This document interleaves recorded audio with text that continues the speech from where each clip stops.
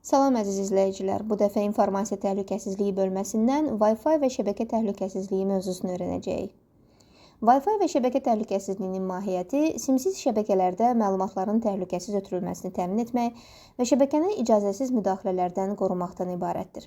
Həyatımızda Wi-Fi-dan geniş istifadə olunduğu üçün onun təhlükəsizliyi məlumatların qorunması baxımından xüsusi əhəmiyyət kəsb edir. Şifrələmə protokolları. Web köhnədir, zəifdir, asan qırılır. Bu səbəbdən müasir Wi-Fi şəbəkələrində istifadəsi qətiyyən tövsiyə olunmur. WPA təkmilləşdirilmiş müdafiə, amma dözümlülüyü orta səviyyədədir. TKIP alqoritmindən istifadə etdiyi üçün bəzi növ hücumlara qarşı zəif qalır. WPA2 hal-hazırda ən geniş istifadə olunan təhlükəsizlik standartıdır və AES şifrələməsindən istifadə edir. Ev və təşkilat şəbəkələri üçün ən azı WPA2 PSK seçilməlidir. WPA3 ən yeni və ən təhlükəsiz protokoldur. Brute force hücumlarına daha dözümlüdür.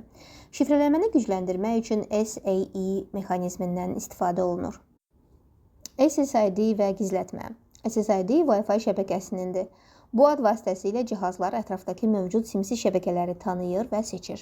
SSID gizlətmək təhlükəsizliyi artırmır, sadəcə şəbəkəni az görünən edir. Hətta gizlədilmiş SSID belə xüsusi skan proqramları ilə asanlıqla aşkar oluna bilər. MAC filtrləmə.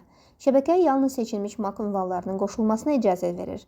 Bu üsul əsasən əlavə nəzarət mexanizmi kimi istifadə olunur. Təhlükəsizliyi tam təmin etmir, çünki MAC ünvanı asanlıqla dəyişdirilə bilər. Buna görə tək başına təhlükəsizlik tədbiri kimi istifadə olunması məsləhət görülmür. Güclü şifrə və parol siyasəti. Wi-Fi şifrəsi minimum 12-14 simvol, böyük-kiçik hərflər, rəqəm və simvollardan ibarət olmalıdır. Güclü parol hücumların qarşısını almaqda ən təsirli ilkin müdafiə vasitəsi məhz budur. Router təhlükəsizliyi. Admin panelinin admin kimi standart şifrələrini dəyişmək vacibdir. Çünki standart şifrələr bütün hücumçular tərəfindən məlumdur və ən asan sındırılan girişlərdir. Router firmware-ni yeniləmək mütləqdir. Yeniləmələr təhlükəsizlik boşluqlarını aradan qaldıraraq cihazın daha stabil və təhlükəsiz işləməsini təmin edir. Uzaqdan idarə etməni də söndürmək məsləhətdir, çünki xarici şəbəkələrdən giriş imkanı hücum ehtimalını xeyli artırır. Bədniyyətli hücumlar. Evil Twin Attack. Saxta Wi-Fi yaradılır və istifadəçilər aldadılaraq ona qoşulur. Hücumçu beləliklə istifadəçilərin məlumatlarını, parollarını və trafiki tam nəzarətə götürə bilir. Paket sniffing. Paketlərin qoxulanması, dinlənilməsi, şifrələnməmiş trafikin ələ keçirilməsi nəzərdə tutulur. Bu üsulla hücumçu göndərilən məlumat paketlərini analiz edərək həssas informasiyaları aşkar edə bilir. DOS, DDoS xidmətin dayandırılması, paylanmış xidmətin dayandırılması. Routera həddindən artıq sorğu göndərib işinin dayanmasına səbəb olmaq deməkdir. Nəticədə şəbəkə xidmətləri əlçatmaz olur və istifadəçilər bağlantı yarada bilmirlər. İndi isə mövzu ilə bağlı 3 test nümunəsinə baxaq.